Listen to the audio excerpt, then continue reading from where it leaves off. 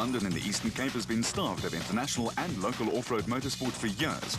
But courtesy of ABSA and the African Heritage Cross Country World Cup second leg, that all changed at the end of July. Round 5 of the ABSA Off-Road Championship Series, run in conjunction with the international event, was held in and around the picturesque city. And round 5 of the Nationals was, as always, a squeaker.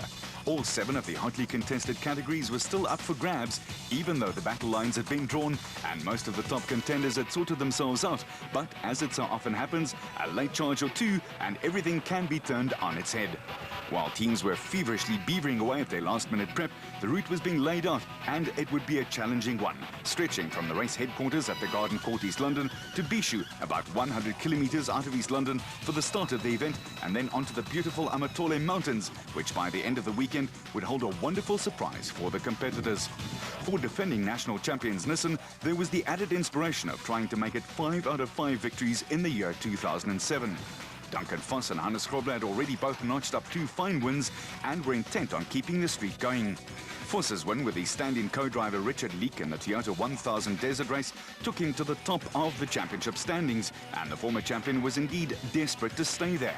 But there was only 12 points in it, and Grobler and his co-driver Francois Jordan can never be discounted. The route was ideal for the SPs. I think everyone's in the same boat, so there's no advantage for everyone. From what we've heard, it's quite a fast event, so that'll definitely suit our cars. So, you know, you've got to take each event as it comes, but hopefully we'll be well placed for this event. The competition out there is now getting tougher and tougher, isn't it? Yes, yeah, you know, all the teams are very, very fast. All the cars are very equal, so you've got to really think on your feet and make the best of the situation. In the Toyota enclosure, there was a positive air, and newly crowned national class rally champion Marc Cronier was feeling upbeat. The guys have done a good job on the vehicles. I mean, we showed that we had some promising pace at the desert race.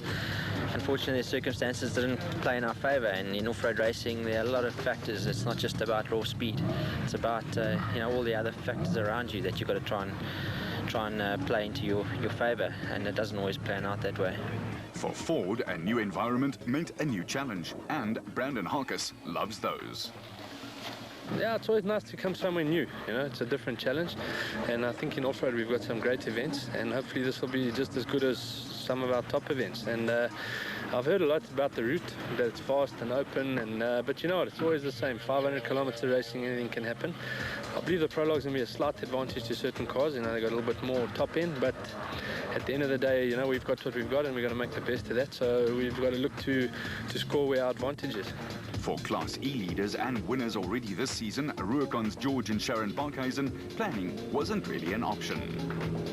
Well, plans is difficult to make plans. It's a completely new event. So we want to obviously get a good prologue. Don't take it too slow. But then tomorrow is a long day. We're gonna, we have to finish. I think the stage now is if you don't finish a race, you're out of the championship. So we have to conserve and make sure that we finish races. And that's what the special vehicle drivers would have been thinking. Here, father and son Nick and Ryan Harper were sitting pretty 10 points ahead of Motorite's Evan Hutchison and co-driver Kim Bergman. Look, I've got to drive very fast to stay up there, but I've also got to be conservative. I've got to be careful that I don't throw it away and get a DNF. So I'm going to be quick and conservative and see where we are at the end of the race, So it's a bit of a dilemma here, between a rock and a hard place. Yeah, that's it. You've got guys who haven't got any points and they're just as fast, and they're going to go balls to the wall to try and win this race. And we've got to decide, do we chase them or do we just hold back and wait and see what happens? At the same time, we've also got to go quick on the time trial to get a good place so we're not too far back and we're not in the dust, Motorite's Evan Hutchison was again ready to lead up front in the procession. Yeah, it's worked in our favour. I'm fortunate enough to have a good navigator, so finding the route, being the first car to find the route, can have its advantages as well as its disadvantages. We often have to mow down the grass and find a way in some places. So it's never been a disadvantage. We seeded first for most of last year, and up until this race this year, we've been seeded first on qualifying. So starting in the front obviously hasn't given us a major problem. Although most of the time trials are normally 40 to 50 k's. Today we're going to be running 100 kilometers of virgin terrain. It just inspires us. We're out there in the front the first car out there, and we just got to try and keep the car on the front. So yeah, I don't foresee a major problem. We'll go and give it our best. For Class S leader Richard Schilling of the East London area brought back some fine memories. I think in the early 90s we raced here. An event called the Settlers 500. It was a lovely event. It was started in Grahamstown, I think, went to Kenton and back. It's always a good outing, so it's nice to be back in the Eastern Cape. I think it's good for off-road racing that we're moving away from traditional areas and coming to places like East London, Bishop. It's good. Championship is going quite well for you. Yeah, it's nice lead. What's the plan for this weekend? Well, to finish on 4 wheels, not 3 wheels like at the Toyota 1000. That last 20 kilometers at the Toyota 1000, it took a lot of effort to finish. We did it on 3 wheels, but to prep the car for this event has been a lot of work. Understandably so after this damage, but that's the sport for you. However, at the Bishu City Centre, there was an undeniable air of excitement as the cars started to line up to take on a daunting and rather long 92 kilometres of prologue to determine the starting order for the next day's racing.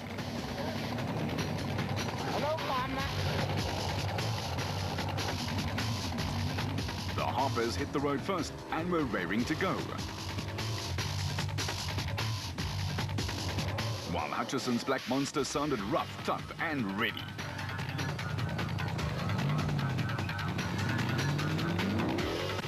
The Amathole 500 was game on, but on the route the Specials soon found out that it was an ultra-fast layout and needed a lot of serious driving to keep it going at full tilt.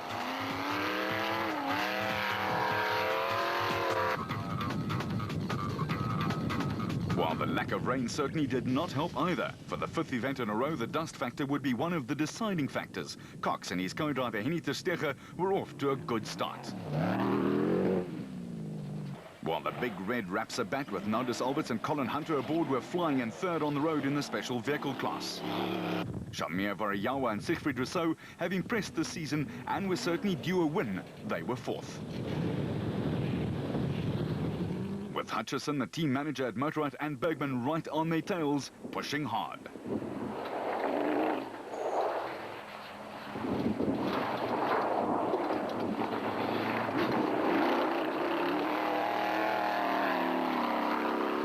The Century Property Development's bat in the hands of Colin Matthews and Alan Smith Calling appeared next, in turn just 22 seconds behind the Motorrad lads, and it proved that the competition was tough. Botswana challengers Karl-Heinz Sulwalt and Paul Helberg in their Zarko were next quickest, just another 12 seconds back. It was a logjam at the top. With the Harpers and the Atlas Copco bat in 8th place, sticking to their cautious approach early on.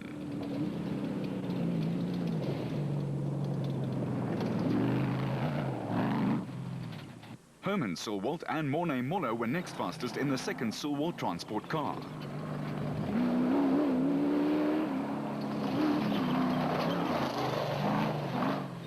With the amiable Naeem Moussaji and Rehan Bodyana filling out the top 10 in their Total Motorsport Gymco 2000. The new outfit, Regent Insurance Partners, were pleased with the father and son, Jan and Hendrik Kraai, in Class B Championship leaders, shooting for a 5th consecutive win. With Marcus Taylor and Derek Keith chasing them just 5 minutes further back. In Class S, Richard Schilling and his nav, Chris Davies, in their Plastotech Aceco led, but only by 36 seconds. And that was from Glenn Gibson and Mark Whitehurst in their Absolute Race Go, who clocked 62 minutes and 8 seconds. At the top with a victory margin of just 59 seconds, it was Gary Bertolt and Jeff Minnett in their Atlas Copco bat. Jeff was making a welcome return to the sport after a 9-month hiatus. Cox and Tersteger chased hard, but were pushed by Alberts and Hunter all the way. In the production car class, Mark Rooney and Chris Birkin picked up where they left off in Botswana in their Castrol Toyota. The pair had just won the Class A7 championship in the National Rally Series and were flying along on this ultra-fast route. And the Barloworld Absolute Ford Ranger of Manfred Schroeder and Ward Huxtable also made full use of the gravel roads to notch up exactly the same time as Grenier, 49 minutes and 39 seconds.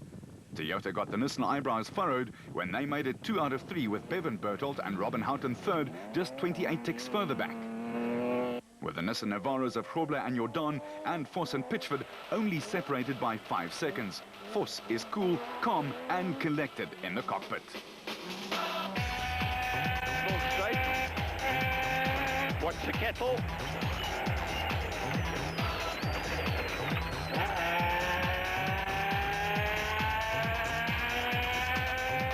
Turns right. And then 100 T-junction right. Yeah, T-junction right. Yeah, on the crest. Turn right.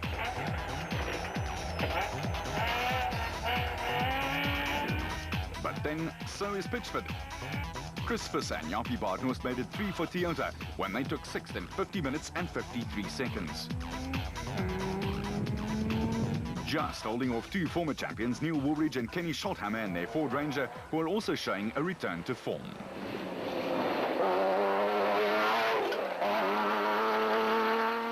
The De Bruins, Hichu and Jaap were next in yet another Toyota, just 7 seconds further back.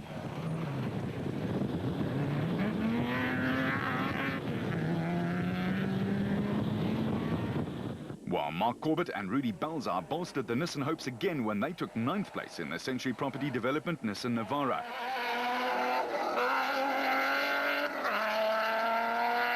Harkis and his co-driver Jean Moore, also in a Ford Ranger, appeared next in the SP class and were 10th, just over 53 minutes, nursing the car through.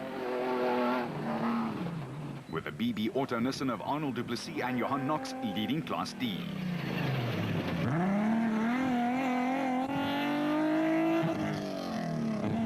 And in Class E, it was predictably the Barkhuizens who were sharing their marital bliss in the Rurocon Toyota, leading by 34 seconds.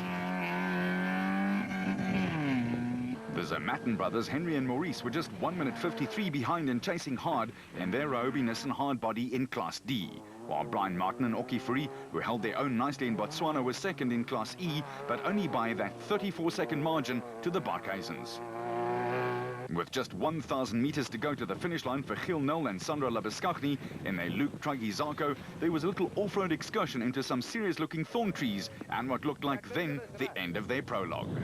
So we can come back and fetch it. What happened?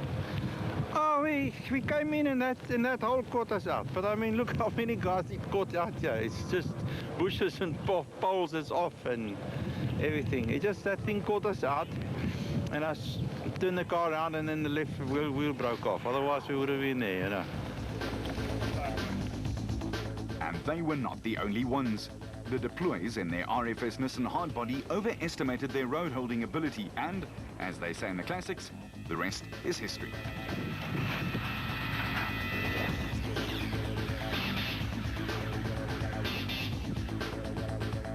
Yeah, we don't have any wipers now, and as we came around the turn, we can't see the road surfaces. So a little bump here caught us out, and yeah, end of the story. Couple of rolls. Yeah. Bad luck there. 1K to go. Yes, that's what happened with motorsport. So, I'm glad that both of us are quite well. So next time we'll do it again. A quick summary of damage, or be able to say the car? Yeah, no, we don't know yet, but we will see. We can still continue tomorrow. But that was almost debatable too, as the Ford of Jack Peckham and Lucio Santoro almost got the Nissan for a front grille. Luckily they avoided it and finished 4th in Class E. Putting their rally skills to good use, Cronje and Birken led 4 Toyotas home in the top 9, with Nissan taking 3 places in the middle. But the battle lines had been drawn and the gloves were off. Vehicle and asset finance from ABSA, going the extra mile to get you financed. Generation Next.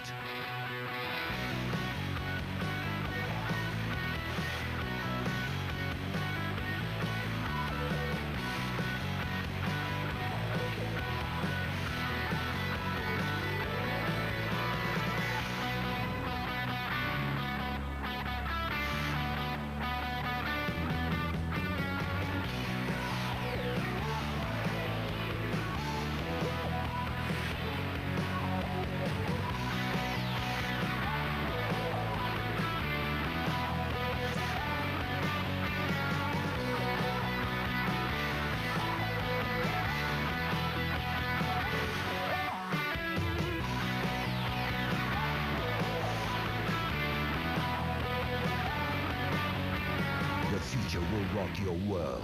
Where else but Supersport? This unsub or unknown subject is someone you know. He's a serial killer in the making. Are you brave enough to delve into the mind of a madman? To him, the messages are courtships. He introducing himself to the victims. And he just had to manipulate.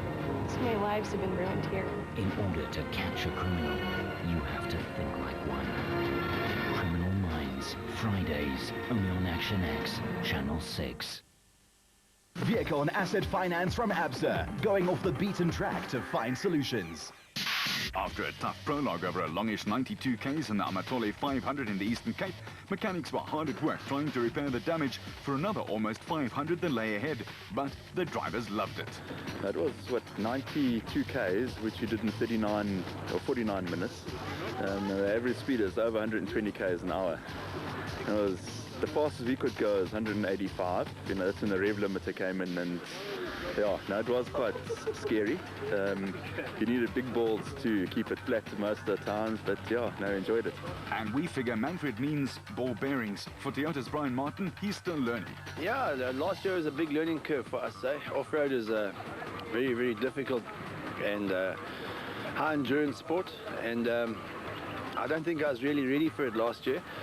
But I learned a lot, and we put a program in place for this year, and so far we're going according to plan. And our plan is basically to finish every race, and we're getting faster and faster as the year goes on, because I'm getting used to it, And yeah, we're lying second. We're 1 point ahead of the Okies in third, which I think is Yanni Visser. But this type of terrain today really suits us, and I think we're going to have a good day tomorrow, so hopefully we can catch Jack by the end of Saturday. And with the temperatures plummeting, some teams came up with pearls of wisdom. I think, we're busy with the race. Every race is a race on its own. And you try as hard as possible in every race. I don't think really we think about a championship. Obviously, when we get to the end, we find out that you've done better or worse. But there's certain things that break.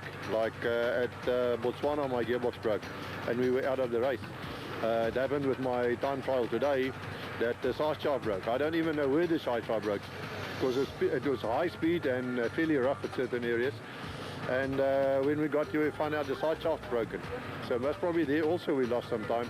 You don't know where. It's just every race is on its own, and it's fun. That's why we're here. For Gary Bertolt and the Atlas Copco crew, there was a lot of adjustment to be done, and he had his own wisdom about the route. I think very new, an exceptionally fast prologue, 91 Ks of unadulterated speed, tremendously fast, not technical at all. One has to be able to accommodate yourself to the route, adjust your driving style accordingly. There's different courses for different horses, and I think today we did well. Yeah, very fast though.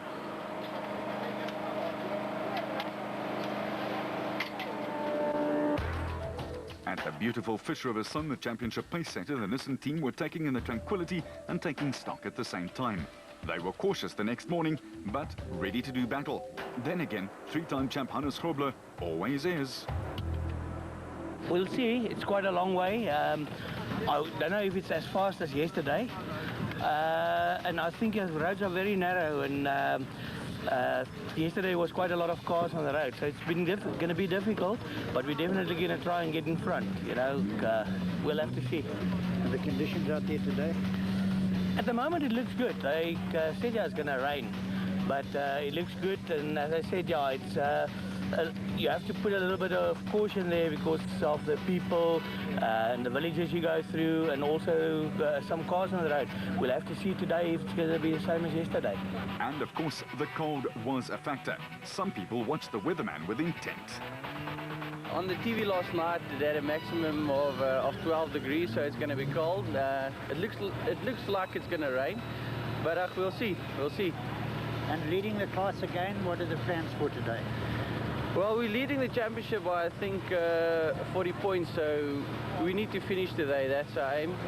We don't need a win, we just need to finish, so we're looking at the championship from this race on. The Cry's teammate, former national champion Terence Marsh, had made a contingency plan against the impending rain. Really simply is that what we find with rain suits is that it gets very, very warm during the course of an event, and then you can't get out of it. It's too hot as the conditions change during the course of the day. We're going to be out there for 8 hours. So what we find with something like this is it breaks the wind initially, and then during the course of the event we can rip it off and throw it away. So that's basically why we use it. And the conditions today? Well, it looks extremely cold at the moment. We've been using surgical gloves as well, and the wind's very strong, which is good for the dust. So the more wind, the more the dust will be taken away. For the Total Motorsport crew, there was only one thing to do. We're going to try and go out quite hard. We didn't do too well in the time trial, or it was very fast for it suited the buckies better. So we qualified in 20th overall. I think we're 10th special.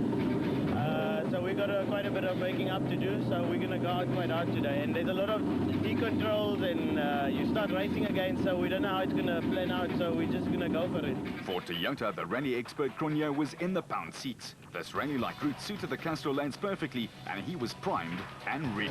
Well, I think the strategy for me is really just to see what the roads are like and keep it nice and neat and tidy. It's a long race. It's going to be important to look after the vehicle, so towards the end, if we need to push a bit, that the vehicle's capable of doing what we need it to do. You and Manfred Schroeder starting together, so it's going to be a little bit of a dance at the beginning. Oh, absolutely. But that's really what I'm used to, so we'll see what the first corner is like. With the off and with Cronje's track background, there was no first corner. That all came a little later, but there was no doubt the gloves were off. Even though they were still on, it was so cold. 0 degrees at the start and not showing signs of getting any warmer.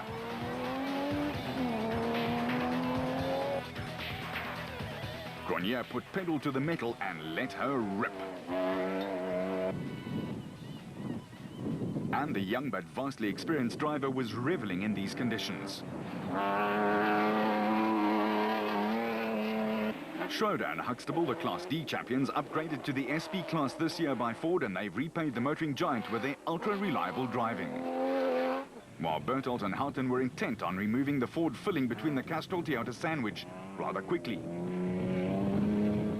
And the dust showed that they were closing in on Schroeder, who'd started with a 28-second advantage. 2006 champions Schroeder and Jordan too were closing, albeit slowly trying to conserve car and getting as much as possible out of the Navara at the same time. Voss, who is becoming a master himself at conserving and wringing every ounce out of the car all at once, was also keeping the pressure on in 5th place. Visser and Badenhorst have made giant strides this season and continued to do so in the first part of the 500-odd kilometre trek through the Eastern Cape bush. Gary Berthold and Jeff Minnitt brought the first special vehicle into view in 7th place overall, a testimony to the rally-like conditions out on the route. And the Atlas Copco bat was sounding in particularly good voice as it streaked by. Ford were happy to have 2 of their chargers in the top 10, and the team manager Peter Maritzburg-based Neil Woolridge and Kenny Schothammer were firing on all cylinders. So was the Ford Ranger. The Micra and XL dealer team Toyota of the De Bruins raced by next, holding station in 9th place and going well, while Cox and Tersteger seemed to have sorted out their early season troubles with a new Spec 3 bat that they unveiled, and they were going quickly. Corbett and Balzar were cleverly trying to conserve, yet trying to stake a claim in the SP Class National Championship, where they were 6th. But over the rougher terrain, the specials were closing them down, with Alberts and Hunter and Variawa and Rousseau chasing hard. Matthews and Smith were next, and it obviously cranked it wide open as they'd started 12 seconds behind Harkis and Moore, but it found a way past. While the Ford pair were also trying to look after the car in the fast sweeping parts of the route and nursing it through to the first designated service point from where they would race hard. Hutchison and Bergman were experiencing alternator and electrical problems and had themselves dropped 2 places, but write the former national champ off at your own peril.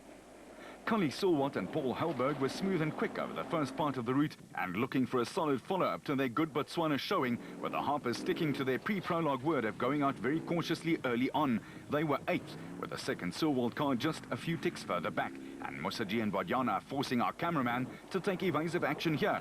Granted, they were riding in the dust.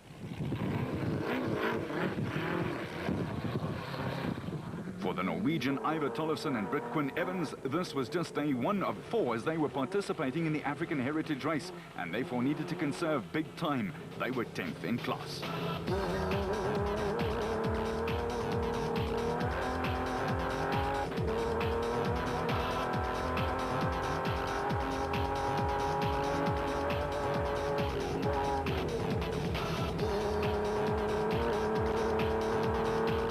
Whitehouse and Langton piloted their region back past our vantage point in the 11th place in class.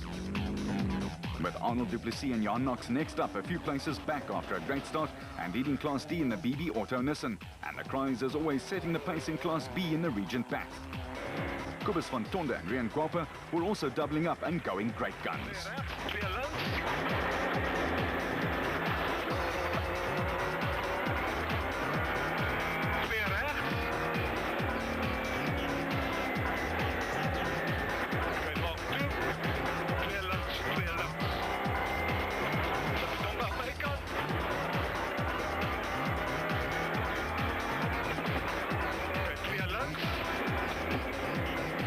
With the Barkhuisens closing the gap to them in the still spotless-looking Rubicon Toyota Hilux still leading Class E.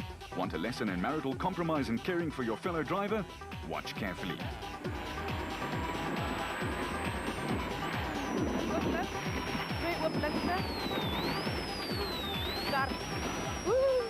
David, waar is hulle? Oh no, hier is hulle.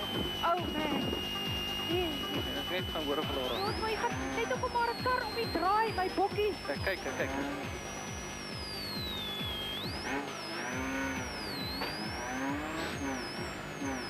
Ja.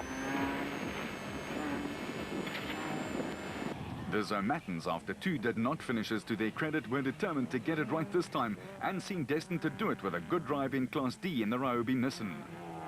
Martin and Fourie had gone by Archie Rutherford and Craig Doubtfire, and the Castrol Toyota Hilux was ticking along well in Class E, just more than a minute down. With the second BB Auto Nissan of Yuri and Andre du Plessis closing the gap to the Toyota in front of them in class as well. But there was soon trouble for Martin and Fourie. We were going pretty quickly and we came through this section here and there's a whole lot of mud over there. We went straight. So I turned it in and came through here and I think we hit this log over here with the left front wheel. And it snapped the left front knuckle. So the whole wheel's off, calipers off. End of our day, I think we're stuck here. And we're gonna get the braai out and start cooking some meat for lunch. And they were going well at the time too. As far as Harold and Tion Kun was concerned, the Landy loved the mud and they were going well after a slowish prologue. And there was a premature end for the Sulwald Challenge as well. The sad story is that we broke a CV on the inside, on the left inside of the gearbox. So no warning, it just went. So I suppose it's bad luck for us. We're out and we will not finish the race. The Barden Tyres Nissan Hardbody with Thomas Rundle and Brian Roberts aboard were on autopilot and were going well in the fast and sunny conditions after all the early rain clouds had dissipated, with the rest of the racers right behind them to pick up the pieces if they made a mistake, and there were plenty waiting to be made out there. In Class S, Nick Gosler and Richard Carolyn were leading after Schilling and Davies could not get their car repaired with severe clutch damage after the prologue. Driving into the Amathole Mountains, the drivers were to experience something that very few of them had ever done, drive in fresh snow which had fallen overnight. Still, Grenier was setting the pace. And in the specials, Variawa and Rousseau had taken over the pace setting in the Total Motorsport Porter, passing the 3 specials in front. The Barkhuisens were leading Class E comfortably and still maintaining their marital bliss. While a dramatic dropout rate saw the brothers Zamatin move into the Class D lead. With Marcus Taylor and Derry Keith, who had driven steadily to lead Class B, the Amathole 500 continues. Vehicle and asset finance from ABSA. Finance from ABSA, going the extra mile to get you financed. With the snow-capped Amathole Mountains providing a stunning backdrop as temperatures plummeted throughout the whole of southern Africa, almost 25% of the competitors had dropped out before the designated service point. At DSP, at work or at home, interested parties could immediately keep up with the competitors' progress as they screened their way around the Eastern Cape with the motorized tracking and timing technology. The technology implementation consists of 3 categories: vehicle tracking, car tags for the timing options and website, which then combines all of the components together. Each one of the cars has been fitted with a device such as this since the start of the 2007 series, and it's made an immense difference in several different spheres of off-road racing. The vehicle tracking system opens up several distinct advantages, such as emergency assistance in case of an accident, so that an exact location of competitors can be made. Route adherence, so the teams can be monitored to ensure that no shortcuts are taken. And race analysis for teams, the media and organizers to enable organizational improvement, race analysis with an eye on more effective racing, and up-to-the-minute reporting by the media. Exact time splits, average speeds, trip relays and race positions all allow spectators an interactive role in the racing now. Add to that a panic button, a red button on the box, which when activated alerts organizers at Race HQ and gives exact location in cases of extreme emergency, and a green button which will allow drivers or navigators to react to a signal from HQ, and there's an interactive leg which doubles back to ensure all-round safety and far greater time response. Google Earth is also a feature on the website and allows a superb idea of what the terrain is like that the teams have to contend with. It all means one thing: off-road racing in South Africa has joined a technological revolution and is certainly one of the world leaders with its innovative ideas and checks and balances.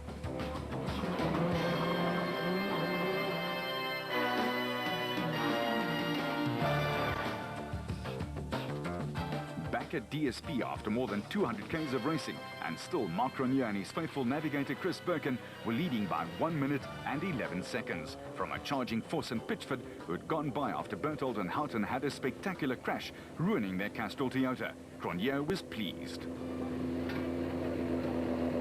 It's been tricky. There's some sections in the forestry there that's extremely slippery, and yeah, we just had to take it easy through there. Waiting to see what's happening in terms of the time, because I'm trying to pace myself, not push too hard, in the same breath try and keep, you know, a comfortable. So you mean you're between a rock and a hard place at the moment? Yeah, absolutely. So you just play it by ear from here on out? Yeah, no, from here, look, we don't know what the rest of the road's going to sort of entail. There's a lot more forestry, but the forest's very, very tricky. And tricky was definitely the word. And as Grobler and Jordan pulled in at the Nissan pits, a rather fluey Grobler admitted for the first time that he wasn't feeling on top of the world, and this wasn't the greatest place to be feeling sick. I think very well. It's very, very slippery in the forest areas, and where there was snow now. But we're going reasonably well. I'm not so sharp with my flu that I've got, but we're lying second and we're happy with how it goes at the moment. The next 12 cars all finished within 11 minutes of each other. The Ford squad had made up good time. Yeah, we're having a good time. It's just unfortunately it's so fast in places, and we lose out a bit on the fast stuff, you know. But they put us in some forest, which was like being at home. It's like nice and tight and slippery and a little bit rough, and we made up a whole lot of time there. But unfortunately, there's not enough of that, you know. Well, hopefully we're going to go out into the mountains again, and there's some more rough stuff. But it's been mainly pretty smooth, but quite tricky. It's unreal to be racing through Africa in the snow, so unbelievable. Some guys are throwing snowballs at us, but yeah, it's quite different, I must say. It's very pretty, it's a beautiful race, but just wish it was a little bit slower and a little bit rougher, especially for us, you know. In the Micron Excel Dealer Team Camp, there was smiles all round as they climbed 2 spots, with troubles as well. Well, without any problems. The only match is the front CV joint boots, rubber went, so I don't know if we'll finish, but we'll try. But very fast, very scary. In the mountains where it's slippery, you have to be wakey. You must cut foot wees. In the specials, Alberts and Hunter had a good run and were in second spot. Yeah, we're having a good race. We started third this morning on the specials, that is. But it's obviously a production vehicle race because they are leading by quite a bit. But we're second into the halfway road. But it's beautiful terrain, snow in the mountains, you can't get better. So I just hope we can keep it together for another 250 k's. For the Atlas Copco crew, Nick and Ryan Harper, there was an incredible move. They were 8th overnight, but Cooley slotted in 4th in class and 13th overall. A massive improvement. Oh, it was a very, very fast race, you know, but so far we seem to be moving slowly through the field. So we've just got to get it home and get some points here, you know. It must be very uncomfortable in the car, in open cars in this weather. Look, it's pretty cold and we've been driving through snow and it's slippery, but I've got my very good rain suits on, so I'm actually staying warm, which is helping me, you know. Matthews and Smith came home sixth behind Herman Silwalt and Mornay Muller, but the cars were showing the signs of a tough and exacting route, which asked a lot of different questions to the ones that the guys were used to answering. No, it's going good. This morning we got past Nardis and we got past Alfie Rongslot, we got past him, and we've been in the lead in the special so far. But we've had a power steering failure. A pump has blown on us last 40 Ks. So driving in that snow without the power steering, it's a bit dangerous. So we're going to try and change it, and hopefully we'll get back in time, or maybe behind the third special, and then we'll try and pick it up to the end. The last section of the route's nice. Running through snow and people throwing snowballs at us. It was lekker.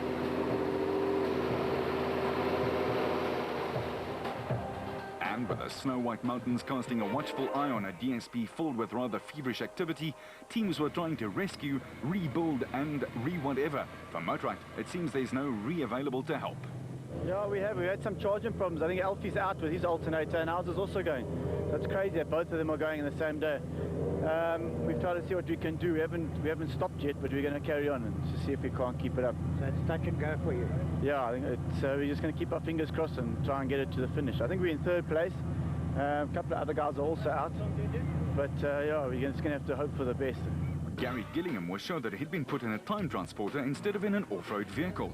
Unbelievable, John. It feels like in the middle of Europe. It's absolutely amazing. From gale force winds to snow back to 20 degrees. It's unbelievable, really. It's a treat. You can't explain it. It's fantastic. And the route, you enjoying yourself? Yeah, the route's great. It's just some of the open roads are a bit hair-raising with buckies coming out against you, but it's got everything. Forests, fast sections, rocky. Yeah, it's lekker. It looks like they've done a good job. For Henry Zermatten, there was an oily problem, and no, it wasn't his hair. Car's using a little bit of oil, but she's always done that. We need to have a look at the rings that we've used, but for the rest she's perfect. Absolutely no problem. The route, you say, is stunning. Route stunning, it's very quick. We run out of revs in short order. You know, the car's geared for short, tight racing, and when you get these long open stretches, you can only rev it till the rev limiter, and then you sit and you hang in there. And that was what most of the guys were feeling, but they were certainly enjoying the display put on by the good Lord as far as the spectacular snow was concerned. As for the rest of the crews, drivers and helpers, each had a job to do in the 15 minutes that the cars were in, and they did it with a quiet air of determination. For Thomas Rundle in the Baden Tyres Nissan, there was a quick demotion, but they got that sorted too in a hurry. Yeah, no, it's going very well. We worked our way up a lot this morning, and then about 20 k's from here, we had an electrical problem and we couldn't get the car started. It just cut out, and we lost most probably about 8 places in production. So yeah, a little bit disappointing, but we're going to fight our way back until until the finish. Vehicle and asset finance from ABSA, going off the beaten track. Finance from ABSA, overcoming all obstacles. This is the Amathole 500, and with a homeward-bound journey ahead of the drivers, but that entailed more than 200 k's of rough, tough and fast racing ahead, the drivers, navigators and their teams were all hoping that the fine but cold weather would continue. It kept the cars and the tempest cool, while the mountain provided spectacular scenery. As they did in Botswana for all but the last few k's of around 1,000, Mark Grenier and Chris Birkin were still leading, but the Castrol Toyota had lost one eye in a meeting with a rather solid object.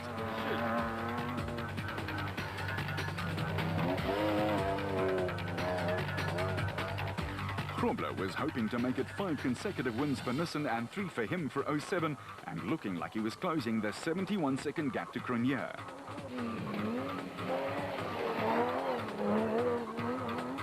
With his stablemate Duncan Voss, also a former national champion, applying his own pressure just behind the battle for the lead in the second Nissan Navara. Woolridge and Schulthammer had moved up 4 places and had the Ford Ranger dancing to their merry tune. While Corbett and Balzar, ever mindful of another 200 k's ahead of them, kept it smooth with the next Nissan Navara. Alberts and Hunter and the Rapsa back were enjoying their stint up front and were finding it very much to their liking. As it was, there had already been 4 different winners in this special category this year. It looked like it might be 5.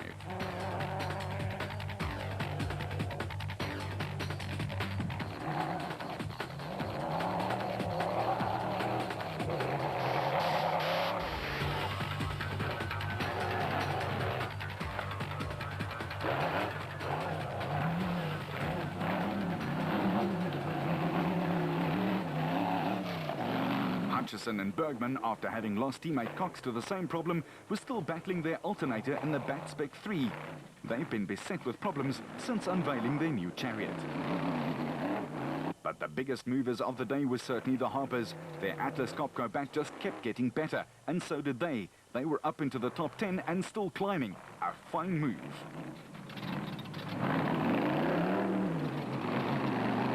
With Variawa also moving up the batting order in a fine drive. But he had Herman Silwat and Morne Moller all over his exhaust pipes. The Balkhaisens were very smooth and seemed to enjoy themselves thoroughly in the mountains, but disaster awaited them as they rolled, and as a result failed to see out the distance.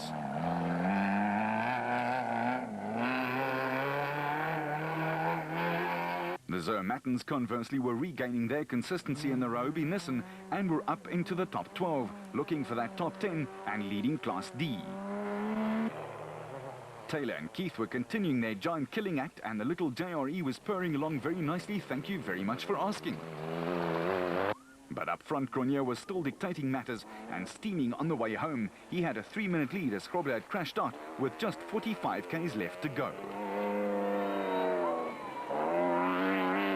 And that left Foss and Pitchford in the hunter's seat, having to chase for all they were worth. And they did one heck of a job of it. That also elevated the Ford Dio, Woolridge and Schulthammer to third. And with the locals hollering encouragement, the pair set about trying to close the gap to Foss. The De Bruins were also chasing hard. They were past Visser and Bard Norsten up into the top 5. A good hard push after DSP. With the Century Properties Nissan of Corbett and Balzar being chased as hard as possible by the Red Rapsa bat of Albertson Hunter, who was sprinting for home.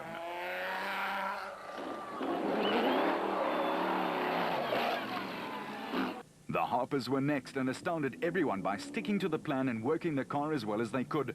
They were just 3 odd minutes behind after being quite a long way back at one stage.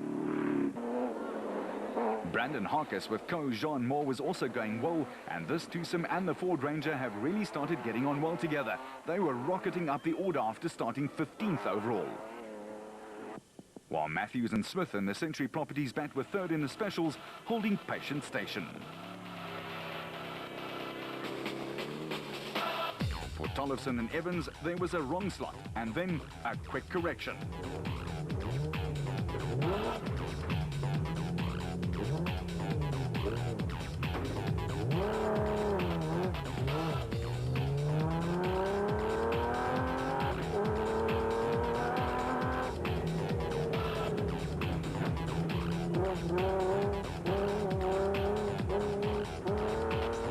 Clint Gibson and Gary Campbell in the Absolute Bat had a storming run on the home journey, and after being 24th overall and 13th in class, were 4th, a fine drive.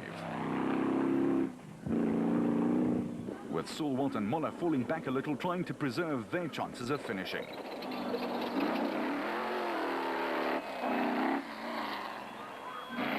Gary Gillingham and Peter van Vuren themselves had moved up 6 places in the specials and were heading for one of their best finishes of the 07 season. While Terence Marsh and his co-driver Peter Groenewald in the Regent Bat Spec 2 were as always very consistent and up into 7th place.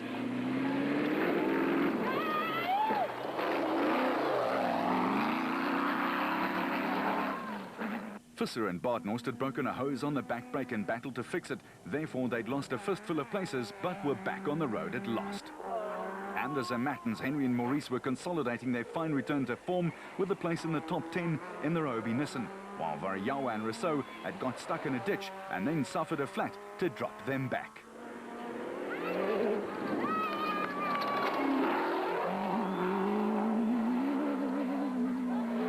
With teammate Schroeder having to call it a day after losing 4-wheel drive, Jack Peckham, racing solo from DSP in the diesel Ford Ranger 4-litre, had made a big surge and was up into the top 15. He was on a charge of note. The brothers White, David and Gary also entered for the long haul in the African Heritage with Smooth and nursing the Rurikon bat up into the top 10. And Taylor and Keith were still steaming along, up from 18th in the specials to 11th. But Whitehouse and Langton were in their dust and chasing and would eventually steal by them to round out the top 10 specials.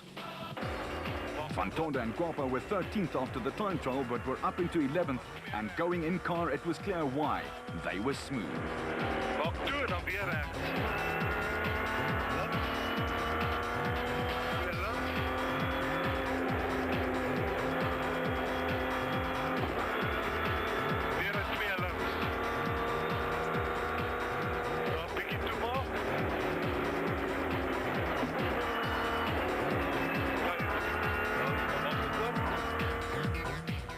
And in Class D, the Weichholtz, Cliff and Louis were second, chasing after the Zermattens and just 4 minutes in arrears.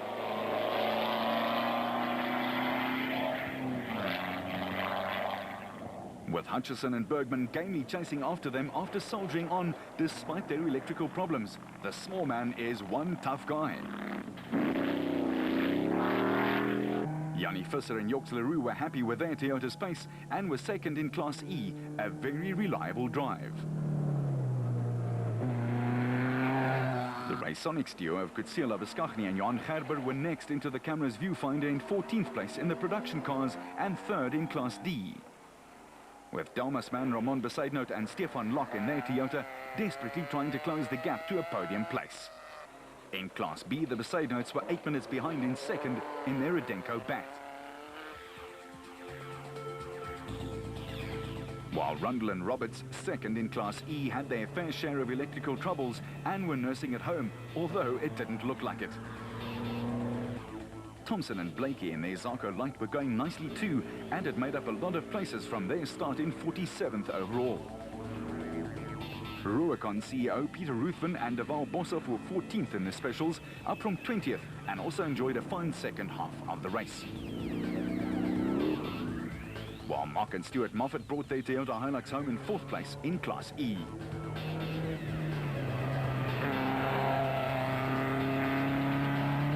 It would have left over singing about a blue moon, but Fabio Tafani and Alan Dearling were also just singing about country roads, taking them home in 5th place in class.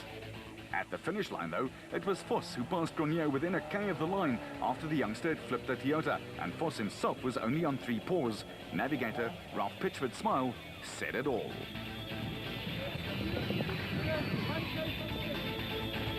Woolridge and Schulthammer were almost 2 minutes in arrears in second and getting back to being at their best in the Ford. But the Nissan pairing made it 5 for 5 and a second consecutive win for Voss as he widened the championship points gap at the top of the log. The De Bruins gratefully took third. Duncan 3 out of 3, but a lot of stress out there. Oh, it was a tough race. It was, you know, I don't know what the time is now, but it was just focus, focus, focus, and then some more focus. We had, the race was split into almost seven time trials with all the liaison sections, and it was just maximum the whole day long. And a little bit of drama just before the end. Well, again, just like the last race, the Toyota was on the lead, and we were putting him under as much pressure as we could, and he's here a kilometre, he's crashed the car a kilometre from the end, he's rolled it. And it was that kind of race. It needed utter and complete concentration every step of the way. Well, you know, I think it's the nature of the race, especially today. You know, it was very, very fast and very slippery, and lots of places where you could make mistakes. You know, as we've seen with the other guys who made mistakes, and we kept it on the track and didn't make any mistakes. You know. And for the second race in a row, Cronier had the finish in his sights and slipped. Yes. Het is jammer van die ander ouens se moeilikheid. Ek meen vir die desert was dit ons beurt geweest en vandag is dit hulle. Ek meen ek voel baie jammer vir Mark, maar ek het 99% van die resies voorgeloop en teen die einde 'n slegte draai wat nie gemerk is nie. Ons het gister amper onsself 'n mishap daar gehad. Maar baie vinnige roete. Ek meen vir ons is dit ons is nie gewoond daaraan nie, maar wel ons is hier en ons is baie bly om hier te wees. Gronier's car bore the scars, and it spoke of a championship challenge that went down the drain. For the Rapsa boys, it was a big win. Absolutely, you know, winning a national, especially if, you know, my sort of youngish age, is quite fun, I must say. But what a spectacular race. We've had, you know, it's a bit faster than what we used to, that I must say. but it's amazing. It's a beautiful race venue. Yeah, I enjoyed it. Right to the end, about 1 kilometer from the end, I lost a wheel, so I ended up with 3 wheels, but finishes on the winner's one. And as they say in off-road parlance, a finish is a finish, pal. Yes, a tough day, but quite an enjoyable day. It was a very fast race. It was actually a bucky race. But well, we didn't expect it because we don't like to race at this sort of pace. It was fast, you know, almost 200 kilometers an hour in the bush. It was very quick, and we didn't think we would keep up to the pace, but we seemed to, you know, do pretty well at the high speed. The Harpers took second, 3 minutes and 40 seconds off the winning beat.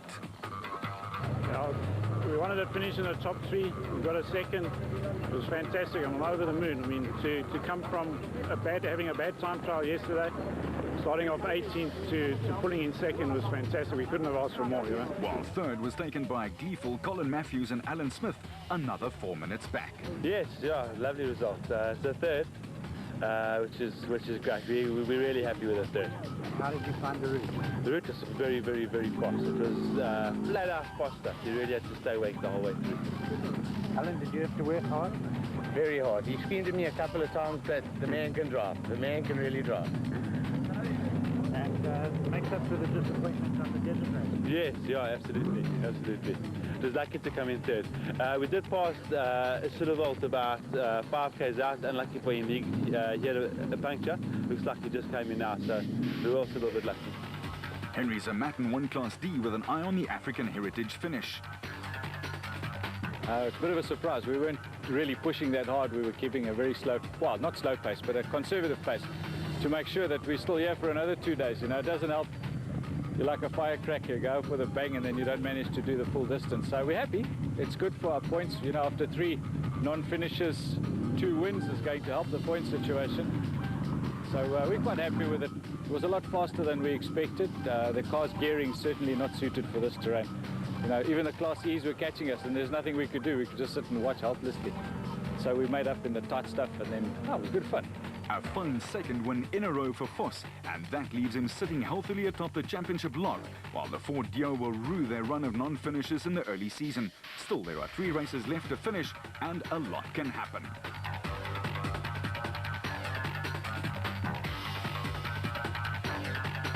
In the special vehicle category, a rock-solid victory for Alberts and Hunter, while their second place consolidates the Harpers as the championship leaders with a very healthy margin. Until the next time, you keep it on the road, we'll keep it off-road.